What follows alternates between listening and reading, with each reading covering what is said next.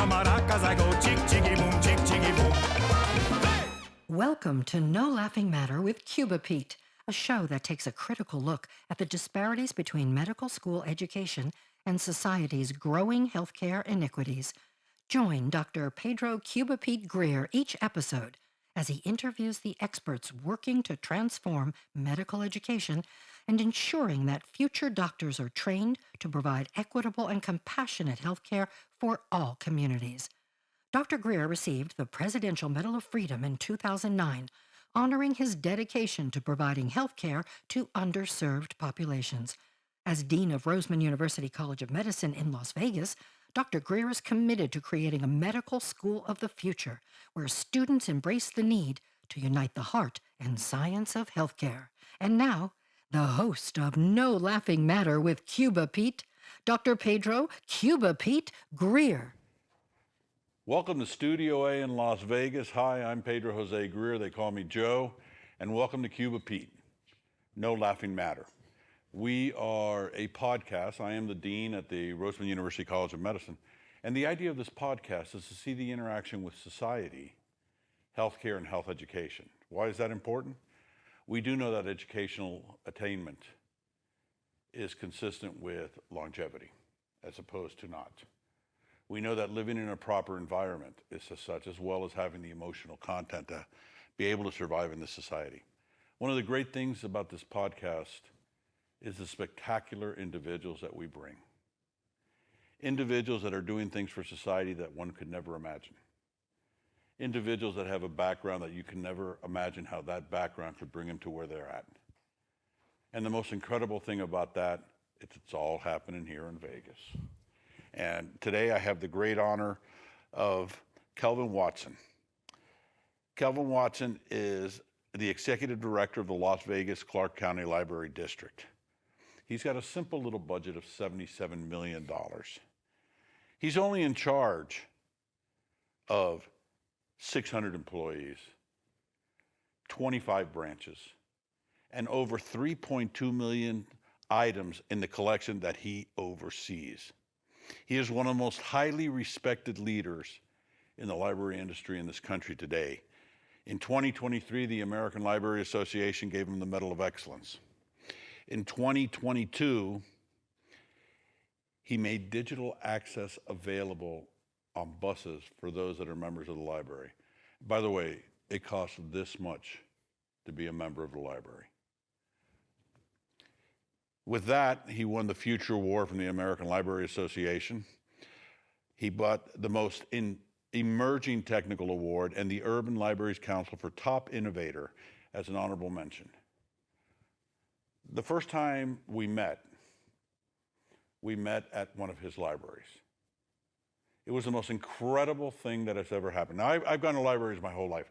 My wife is a library file. I mean, she is to the point where both of my kids were liberal arts majors, philosophy and religious studies or international studies, and she doesn't think they read enough, okay? She's upset that they don't have a library card for every city they have lived in. And we get to the library for a meeting at 10. So I'm there a little earlier. The library opens at 10. Something I had never seen in my life, going to libraries my whole life because I love books. A line. There was a line waiting to get in the library. There was no movie at 10 in the morning. They were just resources for the community, starting with literature. It was unbelievable. Walking into this branch, which is not unlike other branches, they had a theater. They had a gallery. They had 3D printing. He showed us these machines were eventually put in different malls where kids, if you want to check out a book, you can check it out right there in the kiosks. That if you go on the bus, you get all the digital stuff from the library, movies, books, whatever you want. My wife is in love with this system, with the fact that she can not only order books online, but she can get books online and read them. And then I remember one time she waited too long to read a book and it expired on the plane flight, so she had to recheck it out. So these are things that we have here that nobody has. We have one of the great leaders in library sciences, and this is a science. I was fascinated by the fact that his library system not only offers courses on taxes for individuals during tax times, but you know what? If you're a mother and you can't afford toys, you can check out age-appropriate toys. You could do 3D printing. They have a section that's called the teen section, which no adults are allowed. If I can get my hair to be black again, maybe I could sneak in, but didn't quite make it. They checked my ID. We both come from South Florida. He originally is a Midwesterner from St. Louis, and we'll talk about that, because the Midwest is like the nicest people in the world. He's from Broward County, Fort Lauderdale. In 2021, he was a Margaret E. Monroe Library Adult Services Award in all of Florida. He was a Librarian of the Year for the entire state of Florida in 2019, and in the American Library Association, the Broward County Libraries of the Future, he was named. Before that, he came from Queens. That's right. And he was in that library system. But folks, you are looking at a veteran, a commissioned officer who served our country not just in the military, but in the military reserve.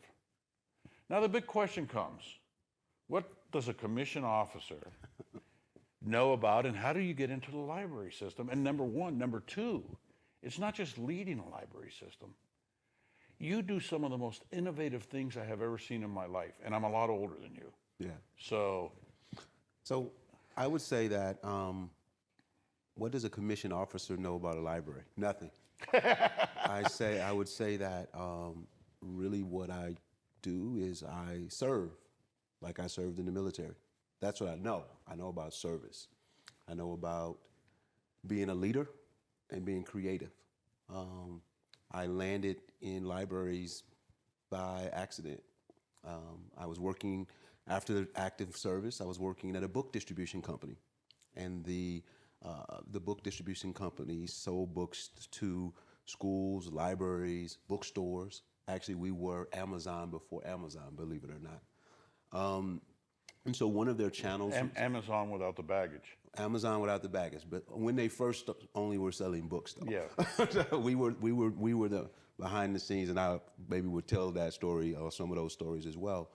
But I ended up working in libraries, helping at this company make library books, because if you can buy, let's say To Kill a Mockingbird, you can buy that from any place. Right. But to turn it into a library book with a spine label, cover, that's what I did initially. And then I moved into sales. I like librarians. They were the greatest people ever. And I joined the Black Caucus of the American Library Association. Really? And had a lot of mentors, and they're like family. And ultimately, that's how I went to library school and became a librarian, and the rest is the story that we'll talk about. So where'd you go to college? So I've gone to a few colleges. I received my undergraduate degree in business with a minor in military science from Lincoln University in Missouri. Sure. I received my master's of library service, my library sciences from North Carolina Central in Durham, North Carolina. And I recently graduated a few weeks ago with my MBA from Georgia Southwestern State University. And you've also done a few little certificate things at MIT. Oh yeah, I forgot about You those. forgot about those. During the pandemic, I took some online courses through MIT, one being in cybersecurity, one being in machine learning, and one in artificial intelligence. Incredible. And you're a member of 3 very special fraternities.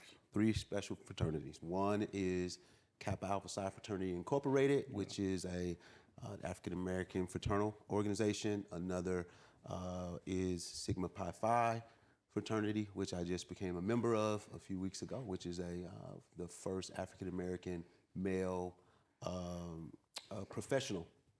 It's a professional fraternity, and then Beta Phi Mu, which is a library organization. It's also an honor society. It's And not it's just an honor organization, okay? It's an organization that those with honors get into. And something happened 2 days ago. You are one of the trailblazers, African-American trailblazers of the year for the city of Las Vegas. for the city of Las Vegas. He got he's also had the Medal of Excellence from the American Library Association. He can't have a business card because it's too long. We started talking about all of that stuff. I've had an opportunity to get a lot of honors. The things that I've done in Vegas. In October, the NAACP gave me an award as well. And a Visionary Award, their Visionary Award in October, which actually happened the day before my birthday, so that was a great birthday gift. And the county, Clark County, has provided opportunities for proclamations and the work. I have some other distinct things, like you mentioned the ALA Libraries of the Future, right? So I've actually have 4 of those. Really? So I'm. and by the way, if you're a young entrepreneur and you don't have the money, you can go to the Clark County or Las Vegas Clark County Library System. And you know what? You can have space to work. You can check out a laptop. You can check out a cell phone. Things that give people opportunities. The importance of reading, I cannot emphasize enough. Especially for a child that's growing up anywhere. Reading opens the world. It makes you visualize what you read. It makes you read about different cultures, about different people, about different times, different areas. And all those things make us better human beings, period. And that's something that we don't realize. But he has taken this library system to beyond going in and checking out a book. Encouraging reading for teenagers, not looking at your phone, unless you've checked out a book online. Then you could look at your phone. Well, this is one of the ideas that I've been successful at leading organizations, coming in and changing the views about what a library actually is, right? The library is whatever you want the library to be. Mm-hmm. It's available 24 hours a day, 7 days a week, especially with online. And so I have looked at how we can expand here in Vegas. So we will soon have library access in some of our hotels here. Oh, really? For guests and for the employees. Remember I said it's about service, right? Right. So if you're a service worker and you're always working and you never get a chance to go to the library, why don't I bring the library to you? And you know what else I would do? I'm just throwing this out. But in hospital systems, in the waiting room. Sunrise Hospital actually has one of those kiosks now. Okay, there you go. There you go. He's already ahead of me. He's ahead of me. I'm already ahead. I got to shave my head. That way I can be as smart as you. Oh. I got to ask you a question. You have a football ring on there. What is that? Actually, this is my fraternity ring. That's your fraternity ring? It's one of them, yeah. So what it says is it's Kappa Alpha Psi. Okay. And Phi Nu Pi and some other things on it. But it's a beautiful ring. The one thing I'll say about my fraternity, and you heard when we were talking earlier, right. I was saying I'm an overachiever. Right, to say the least. So the fundamental purpose of the organization is all about achievement. Okay. And so that's what I strive to do, not only in my personal life, professional, teaching, leading, service. Kelvin, growing up, yeah, what drove you to be like you are? That's an interesting question. So what drove me to be what I am is because I didn't want to, I didn't just want to be like everybody else, aspired to be growing up in St. Louis, like the kids in the neighborhood, right? I think the most professional folks that we knew were like teachers, of course, doctors, or work at the post office, right? I mean, the postman was like, that was like the job, right? Or a good job, like a government job. And so, you know, the other thing that I grew up with was, you know, most of the young men only lived to probably be about 21 years old. So I didn't want to be a statistic like that. So so I just studied. I, you know, played sports. Did my homework without my mother telling me to do it. And yeah, and I was an overachiever as a kid. And Well, to me, it's amazing. Let's be very blunt. You grew up in the South. It's the Midwest, but you're in Missouri, in St. Louis. right, St. Louis is the times I visited and consulted up there at WashU, is also a very segregated community, yes, which doesn't offer a lot of opportunities for African Americans. right. You broke every single mold possible. I try. You have I brothers think and I'm doing sisters? good. I have a sister, and my brother passed away a couple of years ago. I'm sorry to hear that. Thank you. I'm sorry to hear that. So the oldest of three, and so my goal was to provide an example for them, and I'm doing now for my my niece and nephews as well. And daughters. And I have two daughters. Yes, You have two daughters. Two daughters. That are brilliant. I I'm think going they to are. say the least. And what do they do now? So my oldest daughter is 32. Okay. She'll be 33 in a couple of weeks, and she works in accounting for Thomson Reuters and lives in Dallas. And Which, by the way, for those of you that are interested, becoming a CPA, there is an enormous shortage of CPAs in this country. And so these big firms are hiring. But look at that. And it also gives you a great financial background to be able to run your life. right, right. I'm in the sciences. I know nothing for finances. So I married an art historian, since she knows nothing for finances. I know a little bit. They- And my youngest daughter, she's 17, and she'll be graduating from high school in a few months. Oh, And she congratulations. wants to be a forensic science. wow. So talk about science. So she wants to be a forensic scientist, and we're getting the college acceptance letters and all of that stuff at this point. Well, if she'd ever like to meet any of our researchers or anybody in the sciences, you have my number. Yep. Give me a call. It's your daughter.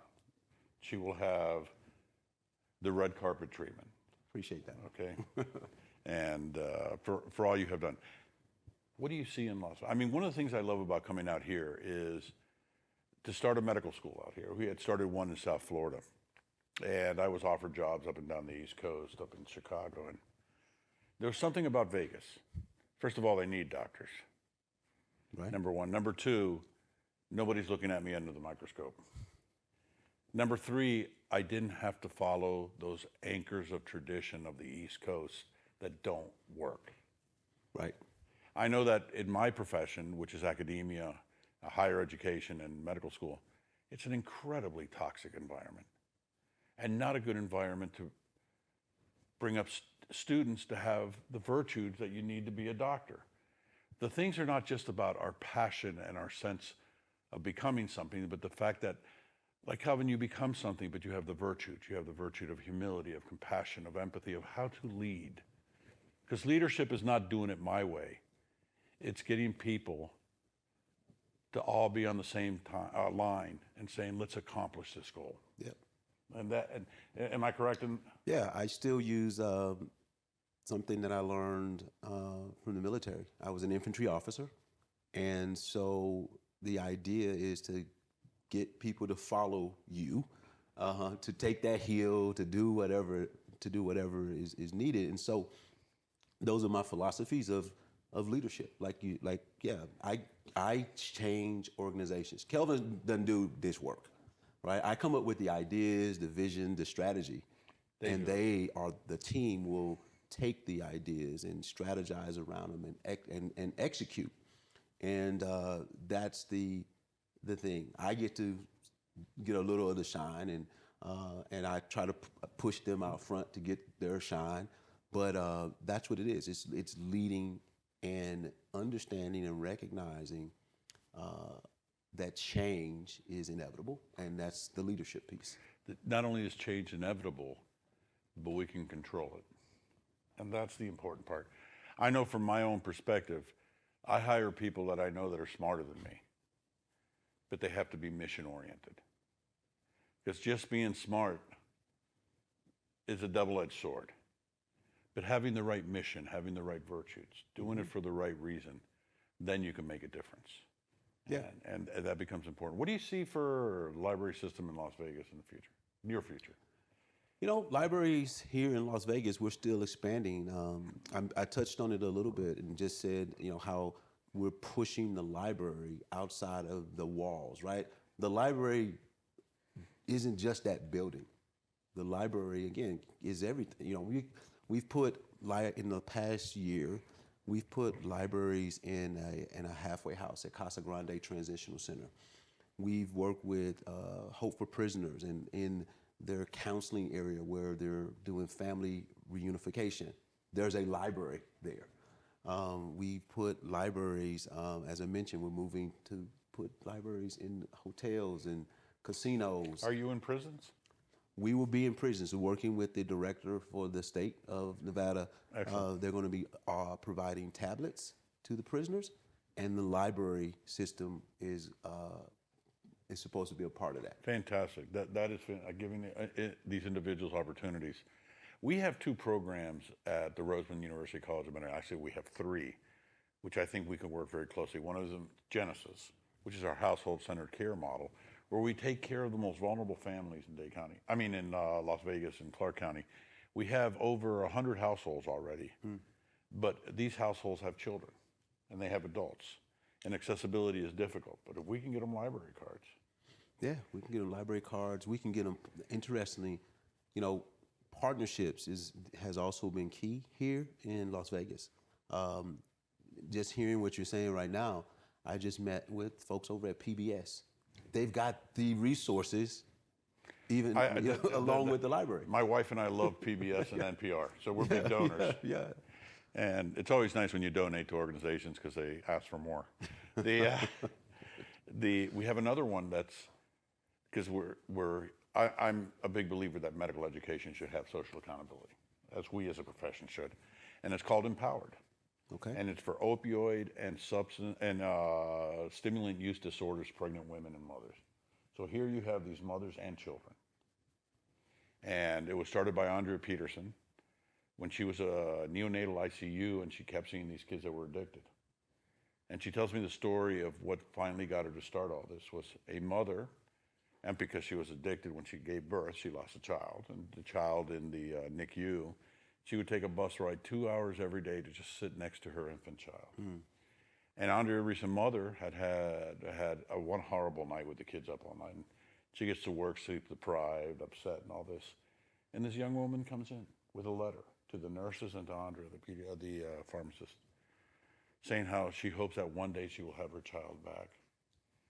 And she can't wait till the day or the evening where she has to be up all night taking care of her child. And Andrea says, I felt terrible. I was feeling angry about something that somebody was wishing for because they couldn't have it. And I was just thinking, she did a panel with 4 of these mothers and their kids. What a great opportunity for these children. Yeah. What a great opportunity for the mother. Because one of the things I loved when I went to the library, they had an area where the mothers and the infants were together, and they were easily 10, 15 mothers and their kids, and all the toys and the kids interacting and all that. To me, it was a place I've always loved. I got to give you my claim to fame is my elementary school named a library after me. Oh, that's great. So and I always told them when they named it after me, I said I'm not dead yet. But it was an idea of because my grandmother, my wife, my mother, I mean, it was always about books. We had books everywhere. We had Encyclopedia Britannica. You ask a question, go look it up. We had a giant library, dictionary in the house. You ask the definition of a word, look it up. You want to know how to spell it? Look it up. So I spent all my time looking it up, and now I realize that kids can do it online in like 30 seconds. I remember in medical school, we weren't online quite yet. We had a thing called a medical medicus. So you'd go to the attic of the medical library where they had every single journal ever printed. Wow. You had to find the journal. You had to get the journal out and then photocopy it at a nickel a page. Then you had to look at all the references to the articles you were reading and then pull out those articles. We spent more time looking for articles in literature than we did actually reading it. Right. But, and then they came out with the discs. And so it was like, wow, you do that quickly. That's amazing. But what you've done is just spectacular to me. The books are still the center case. But what goes on around it, what brings people in, makes for a better society. A well-educated society is a friendlier society. From my perspective as a physician, it's a healthier society. Yes. And it offers people opportunities. The child that reads about the world is going to do great in an interview because they can discuss things. I'd rather have a kid with the light on under the sheets at night reading a book than staring at their phone and playing these different games. Today we have had the pleasure of meeting one of the great individuals of our society. And when I say that, I mean beyond America. Thanks. Individuals like Kelvin that do this and are awarded appropriately and should be awarded even higher are things that make our society better. You are definitely going to be lecturing to our medical students. Look forward to it. And I tell you why. They're great at reading science literature. I need them to read about the world because that's what people are. Yes. And get their students, or their patients also to do the same. Kelvin, how are we going to make the world better? That's a quick 30-second answer, by the way. We're going to make it better one person at a time. That is the truth. Thank you so much for taking the time to be here. Thank you. With the work you're doing, sir, you will be back. Thank you. And you're also going to be at the med school, so don't worry Yes. about that. We'll get you a white coat. I don't know if you want that. So, from Studio A in Las Vegas, Nevada, let's make the world better. Get your library card. It costs this much. Let's read. Let's be an educated society. Let us be really the best society we can. Thank you. If you enjoyed today's podcast, please subscribe, like, and comment on your favorite podcast platform. If you'd like to support the groundbreaking work that Dr. Greer is doing at the Roseman University College of Medicine, please donate at the link below. Thanks for tuning in to No Laughing Matter with Cuba Pete, as together we work to unite the heart and science of healthcare to serve all in our communities. See you next time.